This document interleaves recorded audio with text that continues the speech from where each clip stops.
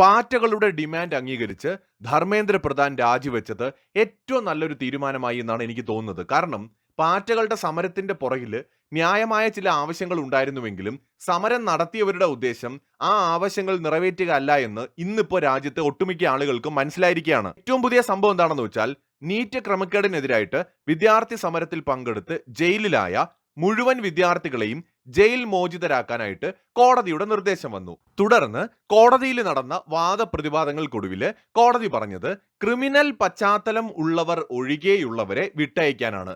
എന്ന് വെച്ചാൽ ക്രിമിനൽ പശ്ചാത്തലം ഉള്ളവർക്കും സാമൂഹിക വിരുദ്ധ ശക്തികൾക്ക് എതിരെയും നടപടി തുടരാമെന്നും എന്നാൽ സമാധാനത്തോടെ സമരം നടത്തിയ വിദ്യാർത്ഥികളെ ഒരു കാരണവശാലും ജയിലിലടയ്ക്കാൻ പാടില്ല എന്നും അവരെ തുറന്നു വിടണമെന്നുമാണ് സുപ്രീം കോടതി വിധിച്ചത്. എന്നാൽ ഇപ്പൊ ഇതിനോട് പാറ്റ പാർട്ടിയുടെ പ്രതികരണം വന്നിരിക്കുകയാണ്. ഈ പ്രതികരണം പാറ്റ പാർട്ടിയുടെ യഥാർത്ഥ മുഖത്തെ തുറന്നു കാണിക്കുകയാണ്.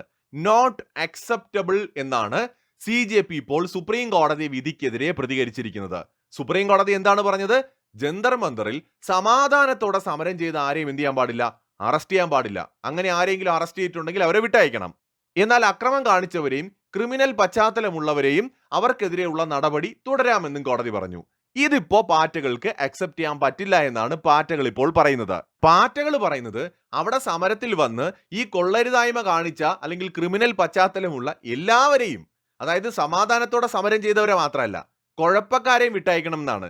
എന്ന് വെച്ചാൽ ഗവൺമെന്റുമായിട്ട് ഞങ്ങൾ അങ്ങനെയാണ് സംസാരിച്ച് ധാരണയിലെത്തിയത്, അതനുസരിച്ച് അവിടെ വന്ന ആർക്കെതിരെയും കേസ് എടുക്കാൻ പാടില്ല എന്നാണ് പാറ്റകൾ പറയുന്നത്. പ്രത്യേകിച്ച് നമ്മുടെ സൗരവ് ദാസ്, നമ്മുടെ ധ്രുവ് രാഠിയുടെ വലം കയ്യോ ഇടം കയ്യോ എന്നൊക്കെ വിളിക്കാം. സോ മൂപ്പര് പറയുന്നത് അങ്ങനെയാണ്.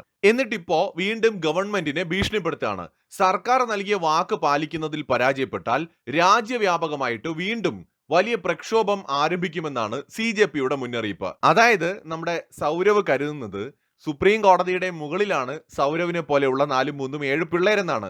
ഈ രാജ്യത്ത് ജെൻസി വിഭാഗത്തിന് മാത്രമായിട്ട് ഒരു പ്രത്യേക അധികാരവുമില്ല എന്നത് ആദ്യം സൗരവിനെ പോലുള്ളവർ മനസ്സിലാക്കേണ്ട സമയമായിരിക്കുകയാണ്. ഈ രാജ്യത്ത് എല്ലാവരും തുല്യരാണ്. എന്തേ ജെൻസിക്ക് 2 കൊമ്പുണ്ടോ? നമ്മളുമൊക്കെ ഈ പ്രായം കഴിഞ്ഞ് തന്നെയാണ് മുന്നോട്ട് പോയത്. എല്ലാ മനുഷ്യരും അങ്ങനെ തന്നെയാണ്. ഇനിയിപ്പോൾ നാളെ ഈ പറയുന്ന ഇന്നത്തെ ജെൻസിയും ഈ പറയുന്ന പോലെ കുടുംബസ്ഥരാകും, അവർക്ക് കുട്ടികൾ വരും. അവർ ഈ നമ്മുടെ സൗരവിന്റെ വാക്ക് കടമെടുത്താൽ അമ്മാവനും അമ്മാവിയും അല്ലെങ്കിൽ അപ്പൂപ്പനും മുത്തശ്ശനും ഒക്കെ ആവും. അപ്പൊ അതുകൊണ്ട് പ്രത്യേകമായിട്ടുള്ള പ്രിവിലേജ് ഒന്നും ഈ രാജ്യത്ത് ആർക്കും വേണ്ട. എല്ലാവരും ഈക്വൽ ആണ്. ജെൻസി ആണെങ്കിലും ശരി, അതിന് മുമ്പ് ജനിച്ചവരാണെങ്കിലും ശരി, അതിന് ശേഷം ജനിച്ചവരാണെങ്കിലും ശരി, ഈ രാജ്യം എന്ന് പറയുന്നത് എല്ലാവർക്കും ഒരുപോലെയാണ്. അതിനിപ്പോ ജെൻസി ആയാലും കർഷകരായാലും, കർഷക സമരം നടന്ന സമയത്ത് കർഷകരെ കർഷകരെ കർഷകരെ എന്നുള്ള നിലവിളിയായിരുന്നു. ബാക്കി ജോലി ചെയ്യുന്നവർക്കൊന്നും ഒരു വിലയില്ല. കർഷകർ ചെയ്യുന്നത് അവരുടെ തൊഴിലാണെന്നും ആ തൊഴിലിലൂടെ ഉപജീവനം നടത്തിയാണ് അവർ ജീവിക്കുന്നതെന്നും മനസ്സിലാക്കണം. അവർ കൃഷി ചെയ്യുന്നത് നമ്മൾ വാങ്ങി ഉപയോഗിക്കുന്നുണ്ട്. നമ്മൾ അവർ കൃഷി ചെയ്യുന്നത് വാങ്ങുന്നത് കൊണ്ടാണ് അവരുടെ ഉപജീവനം നടക്കുന്നത്, മറ്റു കാര്യങ്ങളൊക്കെ നടക്കുന്നത്. കർഷകര് എത്രത്തോളം ഈ രാജ്യത്ത് പ്രധാനപ്പെട്ടതാണോ അതുപോലെ തന്നെ ചുമട്ട് തൊഴിലാളികൾ അവർ ഈ നാടിന് വേണ്ടപ്പെട്ടവരല്ലേ. ഓട്ടോ തൊഴിലാളികൾ അല്ലെങ്കിൽ ഈ എന്ത് ജോലി ചെയ്യുന്നവർ, കാർപ്പൻറ്റർ ആയിക്കോട്ടെ, കെട്ടിട നിർമ്മാണ തൊഴിലാളികളായിക്കോട്ടെ, അല്ലെങ്കിൽ മലിനീകരണ ശുചീകരണ തൊഴിലാളികളായിക്കോട്ടെ, ആരോഗ്യ പ്രവർത്തകരായിക്കോട്ടെ, ഓരോ മേഖലയിൽ ജോലി ചെയ്യുന്നവരുടെയും എഫേർട്ട് ഈ രാജ്യത്ത് ആവശ്യമാണ്. ഏതെങ്കിലും ഒന്ന് മാത്രം ഉള്ളത് കൊണ്ട് ഒരു രാജ്യത്തിന് മുന്നോട്ട് പോകാൻ പറ്റില്ല. കർഷകർ മാത്രം ഉണ്ടെങ്കിൽ ഈ രാജ്യം മുന്നോട്ട് പോകുമോ? ചലിക്കോ? ഇല്ല. കർഷകരും വേണം, എല്ലാ തൊഴിൽ മേഖലയിലുള്ള ആളുകളും ആവശ്യമാണ്. അപ്പോഴാണ് ഒരു രാജ്യം ശക്തമായിട്ട് മുന്നോട്ട് പോകുന്നത്. കർഷകർക്ക് തൊഴിൽ ചെയ്യാൻ ആവശ്യമായ ഉപകരണങ്ങൾ ഉണ്ടാക്കുന്ന ആളുകൾ വേണ്ടേ? അവരുണ്ടെങ്കിലല്ലേ കർഷകർക്ക് തൊഴിൽ ചെയ്യാൻ പറ്റുള്ളൂ. അപ്പോൾ ലോഹങ്ങൾ കൊണ്ട് ഉപകരണങ്ങൾ ഉണ്ടാക്കാൻ അറിയാവുന്ന ആൾക്കാർ വേണം. അവരാണ് അങ്ങനെയെങ്കിൽ നമുക്ക് അന്നം തരണമെന്ന് നമ്മൾ പറയണ്ടേ? അവർ ഉപകരണങ്ങൾ ഉണ്ടാക്കി കൊടുത്തില്ലെങ്കിൽ കർഷകർ എങ്ങനെ കൃഷി ചെയ്യും? ട്രാക്ടറുകൾ ഉണ്ടാക്കുന്നവരില്ല എങ്കിൽ എങ്ങനെ കൃഷി ചെയ്യും? ഇനി ക്വാളിറ്റിയുള്ള വിത്തുകൾ ഉണ്ടാക്കി കൊടുക്കണ്ടേ?